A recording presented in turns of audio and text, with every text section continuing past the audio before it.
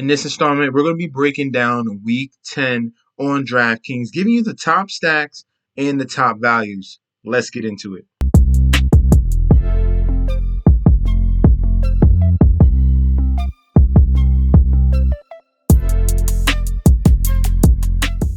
Hey! Welcome back to the channel. It's your boy Chef D, and I'm here to give you the winning ingredients for your Week 10 slate we got on DraftKings, going over the top stacks and top values for this Week 10 slate.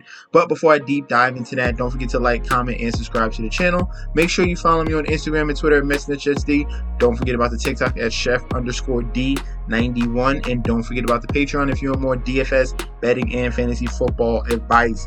This past Thursday, we had a great, awesome Thursday night football play with the Carolina Panthers. Posted that on Instagram, posted that on TikTok. And that went up as a short on YouTube as well. So guys, you can't miss out on these gems here. You got a plus 2.5 underdog in the Carolina Panthers. I said that they will cover that number and even win. So I don't want you to miss out on these plays, and I don't want you to miss out on this Patreon. So sign up, and all of those links will be provided down below.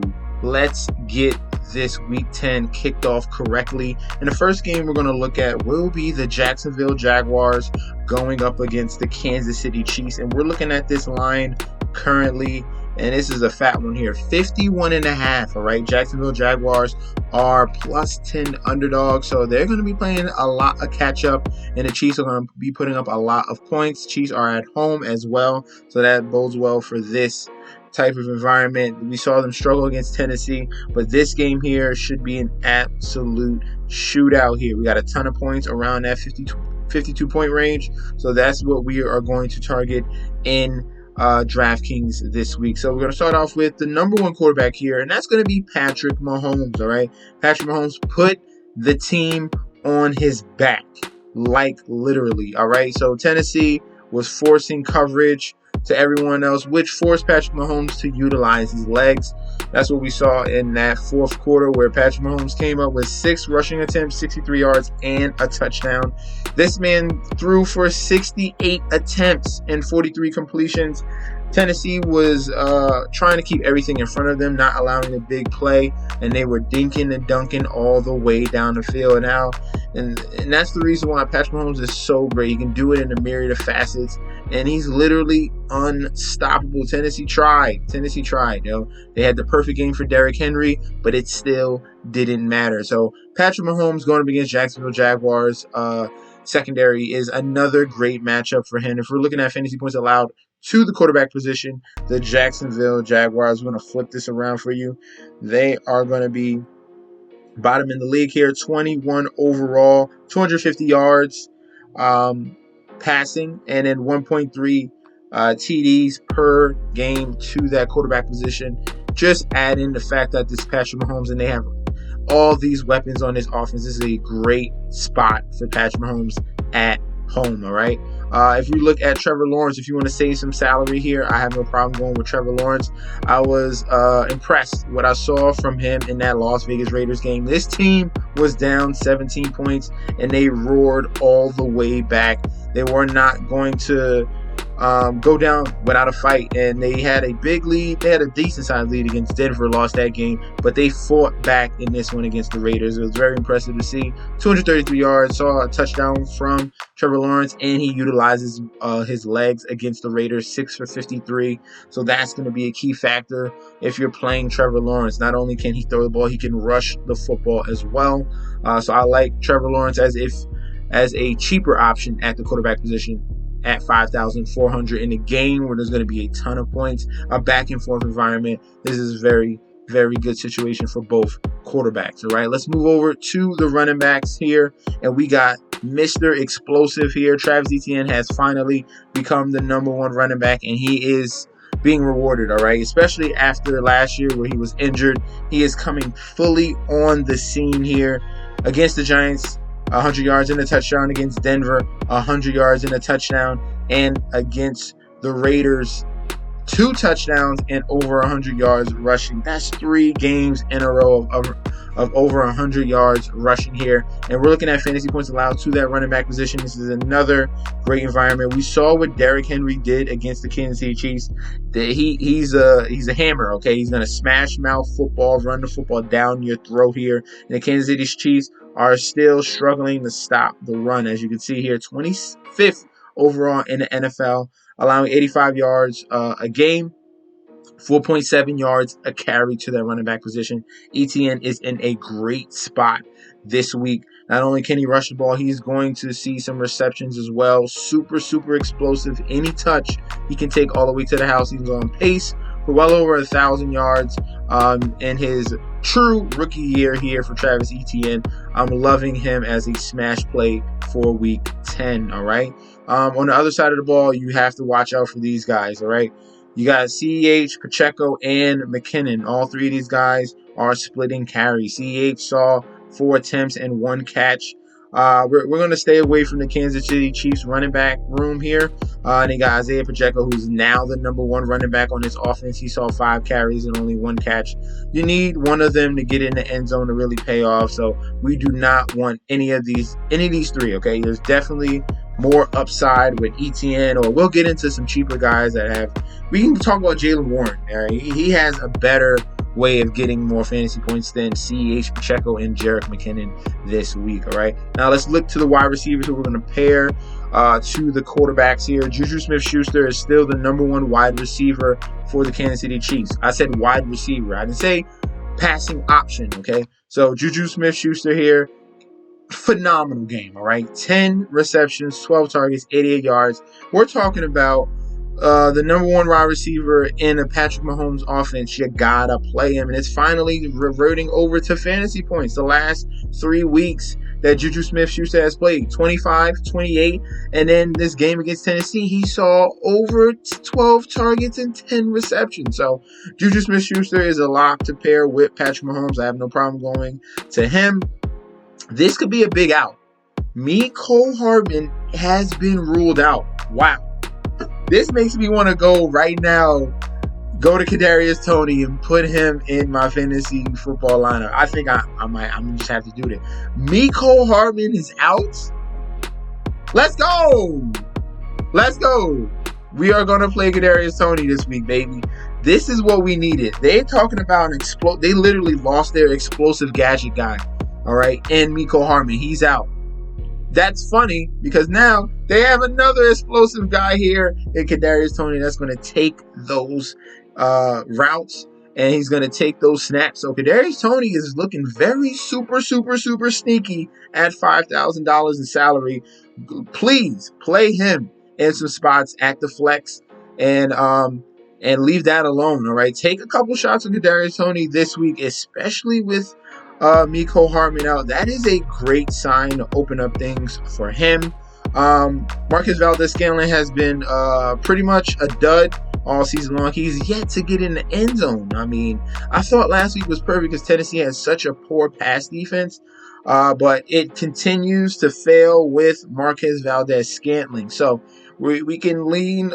You can maybe put him at a 5% range of probability of going to play him in our lineups. But if, in all honesty, I'm going straight to Toney since seeing Mecole Hardman is going to be out, even though Marcus Valdes-Scantling sees a nice snap share, okay?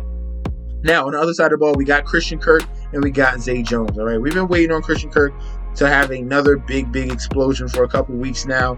It finally showed up against the Raiders, 8 for 76 and a touchdown.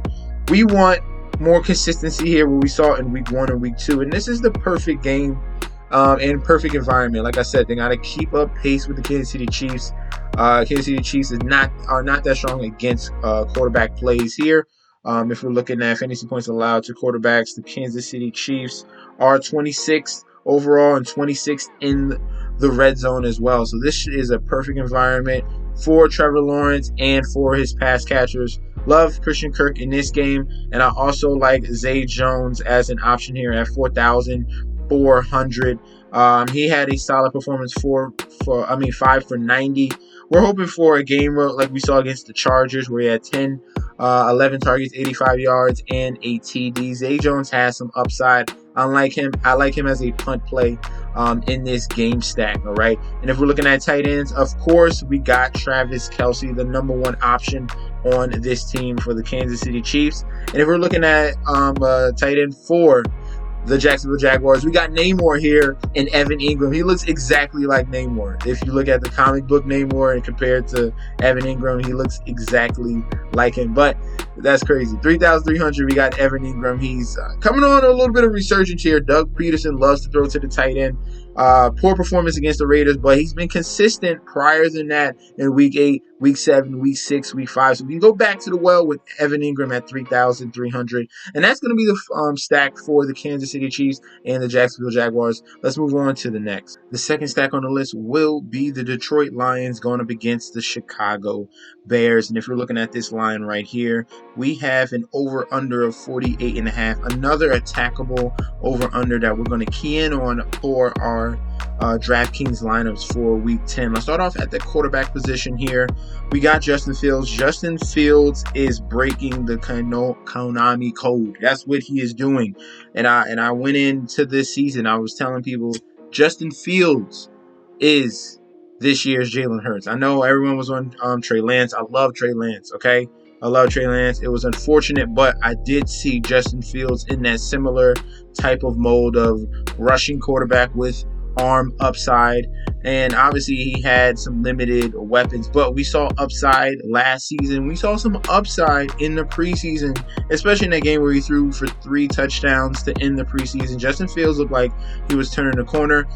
This team struggled at the beginning of the season, but now they're utilizing Justin Fields and his attributes, all right? They're rushing the football, QB run themed offense here with Justin Fields utilizing his talents, and that's what you saw. 15 rushes, 178 yards, and 1 TD. He broke the running back record. He broke the QB record for rushing yards in a game at 178 yards. I did not even believe that until they even said it, because we saw so many games of Robert Griffin III and Michael Vick, and I didn't even think that Justin Fields was able to do that. Look, he did it, 178 yards. We're going back to the well here. There's just so much upside. I get it. They do not throw the ball that much, but the upside with the legs, you want a QB that can run yards and that can get in the end zone. They're going to utilize Justin Fields in a myriad of facets, and especially against this Detroit Lions defense. If we're looking at fantasy points allowed to the QB position, Detroit Lions are 30th overall and 30th in the red zone, allowing 278 passing yards, 1.6 TDs a game. Now, add that plus the rushing upside, we got another great environment for Justin Fields, all right? If we're looking at Jared Goff is in a good spot as well. He's had some up and down games so far this year. Miami 21, Seattle 37, 26 against Washington. Let's look at what this Chicago Bears defense has allowed since losing Roquan Smith and Robert Quinn, and they've been pretty much bottom of the league as well since week 8. We're looking at 29th overall and 30th in the red zone, allowing 276 passing yards a game and 2.5 TDs. So this is another spot. Obviously, you're not getting the rushing upside. That's going to suck with Jared Goff, but you're getting the passing volume from this Detroit Lions offense that has had some explosive games here. They've had 45 points against Seattle, 36 against Washington, 35 against Philadelphia, 27 against Miami. So there's big potential here for Jared Goff if you want to save salary. But remember, you're losing upside at that QB position. I'd rather go with Justin Fields, who can rush 4 yards as well. Let's look over to the running backs here. DeAndre Swift is back and kind of sort of healthy, all right? He's going to see limited work behind him and Jamal Williams. It's going to be the 1-2 punch here. But DeAndre Swift provides huge upside, even though he gets limited work, as we saw in week 1 and week 2. With limited work, he was able to get 16.7 fantasy points in week 2, and in week 1 he was able to get almost 30 fantasy points with only 18 touches. So he's super efficient here in DeAndre Swift. We're hoping that he's a-okay, and he should definitely relish over this matchup here going up against the Chicago Bears. Let's look like what they've done against running backs as well. We're going to flip it over, and they've been poor against the run game as well. 27th overall, 32nd in the red zone, so that bodes well for DeAndre Swift and Jamal Williams, allowing 115 yards and 2 TDs a game. All right, so that is huge here. So Swift is going to be in the pool. If you want to save some salary, we got Jamal Williams right here at 5,900. He's going to be splitting carries with DeAndre Swift. He saw 24 carries last week, so that was a good sight to see. No receptions, well, we usually see him getting in, a few receptions here and there. So I like both of these guys in this offense. Obviously, you're not going to be starting both. You're going to have to take a shot at one or the other. Jamal Williams is going to get the volume, and DeAndre Swift has some upside there. All right. For the Chicago Bears rushing offense, it is Justin Fields mainly, but the other guy we can look towards would be David Montgomery. David Montgomery's in a good spot here, going up against the Detroit Lions rush D. Let's look at what they've been allowing to that running back position here. And they are also bottom in the league. 27th overall, 25th in red zone. All right, 115 yards a game, 5 yards a carry, 1.4 TDs a game as well. So there, you can attack this game in a lot of different ways. David Montgomery's in a good spot. He's yet to go off, and it's been quite a while. So I like Montgomery, I like Swift, I like Jamal Williams. Definitely factor in all these guys here. Let's go over to the pass catchers. Number 1 will be Amon-Ra St. Brown. All right, we want that big performance from him, and this can be that environment with the secondary here going up against Chicago. I want the usage that we saw in week 1 and week 2. He's still getting the targets as you saw in week 9. He had 9 targets. In week 8 he had 10 targets. He hasn't gotten to the end zone. That's been a little bit of a downfall, and we want more yards from him. We look at Amon-Ra St. Brown as a top 25 wide receiver, so we want that 100 yards. We want that touchdown, and this game here is a perfect spot for him. I feel comfortable going back to the well here in Amon-Ra St. Brown, especially since they got rid of TJ Hawkinson. He's going to be the king ringleader of the targets in this offense. All right, if we're looking at a secondary option on Detroit, catching the football with no DJ Chark and there's no Josh Reynolds, that's going to lead to Equanimeous St. Brown and Khalif Raymond here. So you got 2 options here if you want to choose one or the other who's going to get the number 2 target in this offense. So Khalif Raymond is at 4,400, or you can go with Equanimeous St. Brown. Oh, excuse me. My bad. He's with Chicago. We can go with Dante Pettis. Nope. He's with Chicago as well. Give me a second. Where's the next one? Tommy Kennedy. Oh, it gets real ugly for this offense. No. So we're not. No, we're not going with Tommy Kennedy. You go with the furthest you go is Khalif Raymond in this offense. All right. You stick to Amon-Ra St. Brown. He's the number 1. And if you need to go to someone else, if you want to stack it with 2 guys here, Khalif Raymond is that number 2 guy. But I think they're going to lean majority of this offense on the running backs who are very, very explosive here in Amon-Ra St. Brown. Let's look to the other side of the ball. I think Darnell Mooney is going to have a nice stretch here. All right. Great matchup against Miami.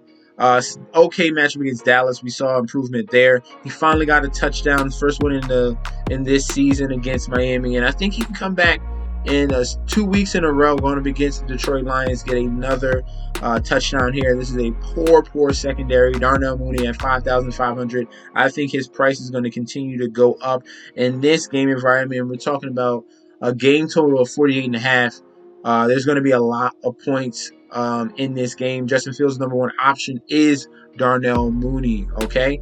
Number 2 option will be Chase Claypool. He was able to see 6 targets.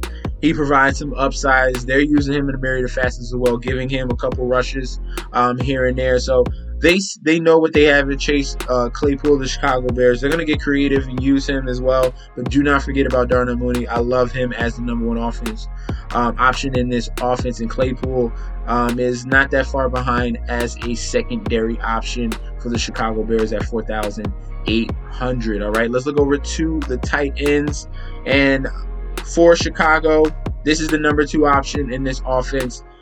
He came out, man, 2 back-to-back games with a touchdown here. This is a good sight to see. So we're gonna go Justin Fields. We're gonna go Darnell Mooney. We're gonna go Cole Kmet is number 3.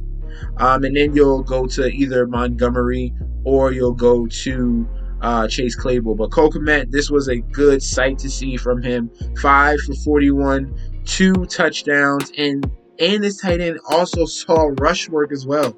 2 attempts for 9 yards. That was impressive to see. So 22 fantasy points for Cole Kmet. I like him as a punt play option at tight end. For the Detroit Lions side, since they lost TJ Hawkinson, they're just throwing all 3 of these guys out here, Mitchell, Wright, and Zylstra. So I want to definitely stay away from the tight end position on Detroit. We could definitely find other upside in any of one of these teams. You can even go to Cole Kmet. I like him. Remember, I like him as a punt at 3,400. Let's move on to our next stack. The next stack we're going to go to will be this Miami Dolphins game going up against the Cleveland Browns. We have a 49.5 total here in this environment. This is something we really got to go over. Number 1, we got Jacoby Brissett at the QB position, 5,400. He's going to be put in a spot where he's going to have to throw the football. He's had some decent upside games. I'm not saying he's someone you need to go to in this stack. I would definitely 100% lean more towards Tua Tagovailoa, but I definitely do have to mention Jacoby Brissett as a punt play at 5,400. This is where the bread and butter is. We want Tua Tagovailoa because he's been putting up outstanding fantasy performances here in Week 9 and Week 8. 3 touchdowns in both of those games. 32 fantasy points and 27 fantasy points now going up against Cleveland. They struggle as well defensively, and we got a great combination here in Jalen Waddle and Tyreek Hill. This 1-2 punch is very hard to contain. Tua Tagovailoa is in heaven right now throwing to these 2 guys. Going over to the running back position, we got Nick Chubb here. It really doesn't matter which matchup. He's been dominant nearly all season long, besides the game against the Patriots here. Dolphins have been, we saw that they did not do well stopping the run against Chicago. It was mainly Justin Fields creating after the play, but Nick Chubb is a big back bruiser. This is an elite, efficient running back. He's going to have a great game as well. That's going to set up this Cleveland Browns offense for Jacoby Brissett to get the ball to Amari Cooper, get the ball to Donovan Peoples-Jones, who we'll get to very soon. So I like Nick Chubb in this game at 8,100. People might go away from him in this stack. I do not want to avoid him if I want to stack Miami and Cleveland. You want a piece of Nick Chubb. He can definitely have a game where it's 1 or 2 touchdowns and 100 yards. Definitely do not shy away from him, all right? Now, for the running back position, they went out and got Jeff Wilson, all right? And they immediately utilized him. Obviously, he's comfortable with this offensive system here coming over from the San Francisco 49ers. They're running the same thing here, Mike McDaniel in Miami. Same type of scheme. So 9 for 51, 5.7 yards a carry here. Got 3 receptions as well and a touchdown. Look, outstanding Jeff Wilson. Raheem Mostert played a little, not saying second fiddle, but they shared a nice and easy split where we saw more pass work to Jeff Wilson. So if I needed to lean to a running back on Miami Dolphins, it was very drastic to see that Jeff Wilson come in just getting traded for and literally becoming the number 1 running back. So we're going to go with Jeff Wilson as the Miami Dolphins running back in this offense. Let's go over to the wide receivers. I don't need to say much about Tyreek Hill and Jalen Waddle, okay? You play them, okay? You play them. You try to go both of these guys in your stack. You make lineups with one with Tua and the other with Tua. You got to make a myriad of lineups with Tyreek Hill and Jalen Waddle because both of these guys can have huge days, all right? Tyreek Hill has been pretty consistent. Look at the last 4 weeks. 3 out of the last 4 weeks have been over 30 fantasy points, all right? And Jalen Waddle, he's been solid. He's not been far behind as well. He's had a game of over 30 fantasy points against Detroit. So the favorite here is Tyreek Hill. He's the more explosive, and that's why he's more expensive at 9,100. So I have no problem paying up for Tyreek Hill. And Jalen Waddle is not that far behind. I love him as well. So let's look at some other options on the other side for the Cleveland Browns. That's going to be Amari Cooper, and that's going to be Donovan Peoples-Jones here. So Amari Cooper, very efficient wide receiver here. Saw 5 for 131 and a TD. A lot of people shied away from him in this offense, but he's looked outstanding.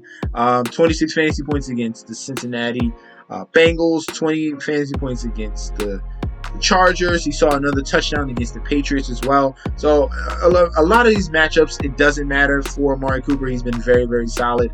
Donovan Peoples-Jones has been emerging as becoming a very solid number 2 option, especially with the fact that David Njoku has been out. Donovan Peoples-Jones has been getting more and more usage. He's been very consistent, getting over 50 yards a game, as you see, 81, 71, 74, 71. He's yet to get in the end zone. So that's the only thing stopping him from having a really, really huge day. So I love Donovan Peoples-Jones at his price at $4,300. For the tight ends, I'm not looking at the Cleveland tight ends. I was hoping that Harrison Bryant would emerge. He has not really emerged.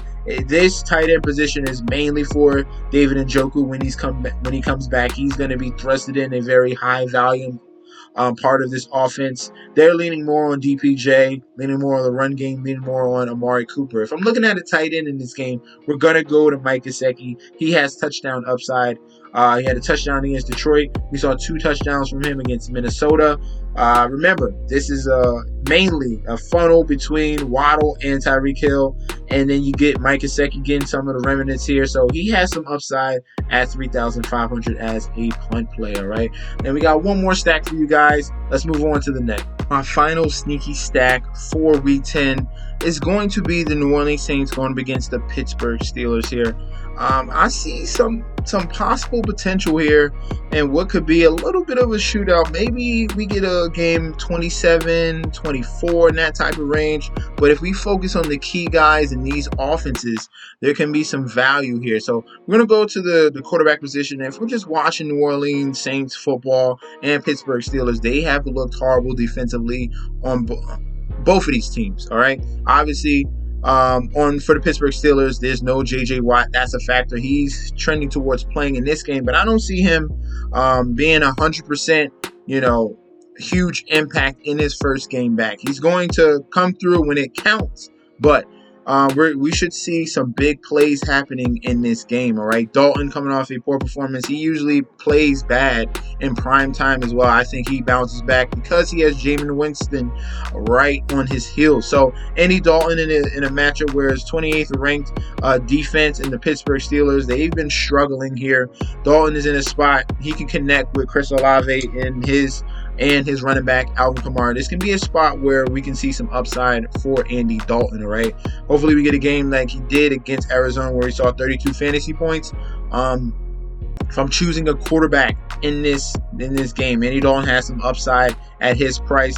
Kenny Pickett on the other side has better weapons. So if we're looking for finally a game for Kenny Pickett to finally emerge with Deontay Johnson, with George Pickens, all right, with Pat Freiermuth, this could be the game at home, coming off a bye. Maybe things get clicking.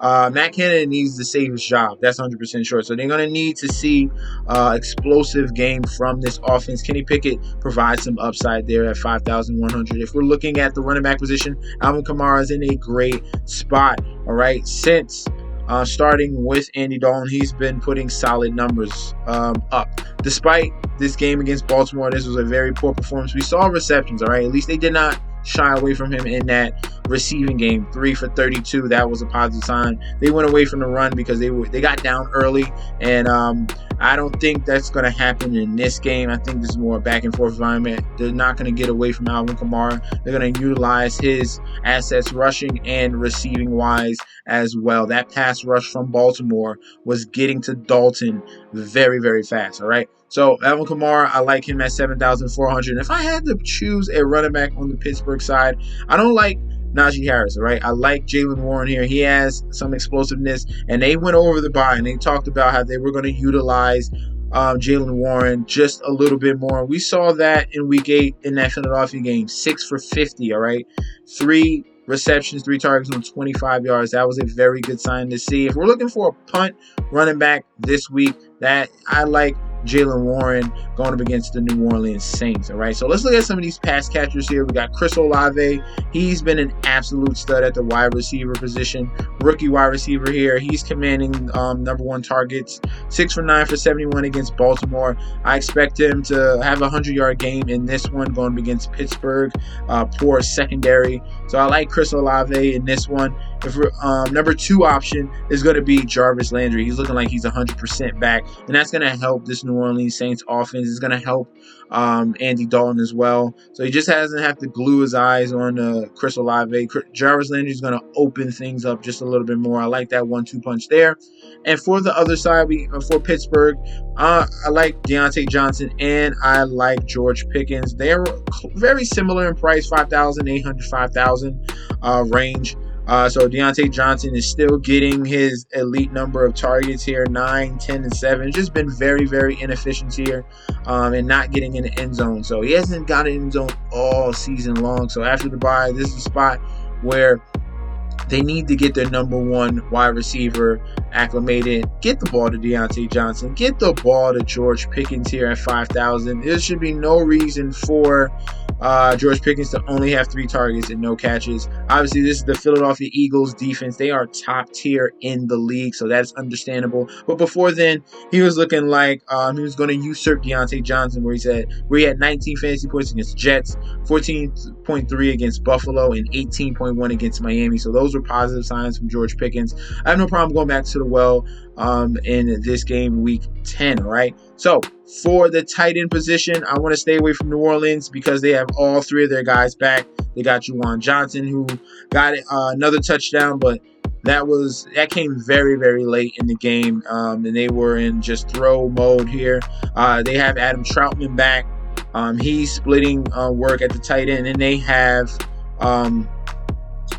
where's the other tight end? And they have Taysom Hill. So they got 3 guys that are going to be splitting work at that tight end position. So I want to stay away from that. I have no problem going to Pat Freiermuth at 4,200. He's a punt play. He's been super, super consistent. He has a great rapport with Kenny Pickett. As you can see, 7 targets week 8, 9 targets in week 7, 9 targets against the Jets. So they have a nice 1-2 punch there. And Kenny Pickett is not afraid to throw that ball in the middle of the field, all right? So that's going to be the sneaky stack.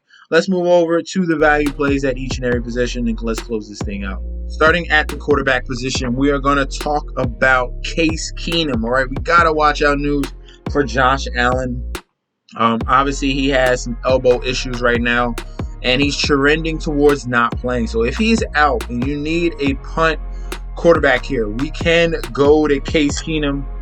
He is a decent, he's a solid backup quarterback in the NFL. Obviously, and this is former team here in the Minnesota Vikings, so a little bit of revenge narrative here. We're talking about a guy that has weapons, right? We're talking about Stephon Diggs, we're talking about Gabe Davis, Isaiah McKenzie, Devin Singletary, Nyheim Hines. We want to take advantage of that situation. And Case Keenum has the ability to provide some upside here at $5,000 in salary against Minnesota's secondary here, who's not really that good, and we got top tier talent like Stephon Diggs. So Case Keenum here at $5,000 is a punt quarterback if Josh Allen is out. The next quarterback we're going to look at in the value range will be Daniel Jones at $5,700, going up against the Houston Texans, who's struggling against running backs as well. Daniel Jones can do similar things to what Justin Fields has done, and Daboll is really utilizing his quarterback very well here. We already got a Daniel Jones game where he's went over 100 yards rushing against Jacksonville, so the upside is there. We're going to see some directed runs for Daniel Jones in this offense, so I like the upside of him for this particular week going against Houston's very, very bottom tier defense at 5,700. Daniel Jones is someone that you can go towards, all right? And then last but not least at that quarterback position, we got Russell Wilson, all right, off a bye. We saw some positive signs in that Jacksonville game in that fourth quarter. Things were clicking just a little bit more.